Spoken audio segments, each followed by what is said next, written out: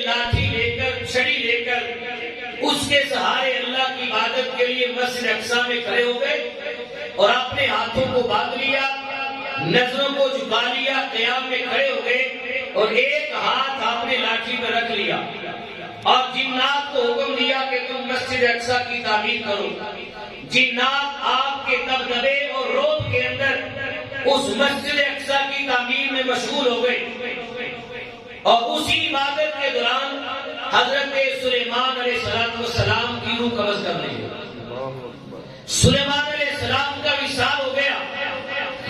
اور وصال کے بعد بھی آپ اپنی لاٹھی کے سہارے ہاتھ باندھے رب کی بارگاہ میں کھڑے رہے۔ اور مفسرین لکھتے ہیں، امام جلال الدین سیوطی علیہ رحمہ نے جلالین شریف کے اندر لکھا کہ 1 سال تک حضرت سلیمان علیہ السلام ایسے کھڑے رہے۔ یہ نبی کا معجزہ ہے۔ کائنات عالم کے اندر کوئی انسان بتائے کہ اگر کوئی بندہ فوت ہو جائے، اس کی روح نکل جائے، وہ مردہ ہو جائے، تو مرنے والا بندہ سینکڑوں سہارے بھی دے دے کبھی کھڑا نہیں ہو سکتا، کبھی ڈیڈ باڈی کھڑی نہیں ہو سکتی، کبھی مردہ اپنے قدموں پہ کھڑا اور قائم نہیں ہو سکتا۔ یہ نبی کا اعزاز تھا کہ روح نکلے، 1 سال گزر گیا اور سلیمان علیہ السلام 1 سال کے بعد بھی ایسے ہی کھڑے،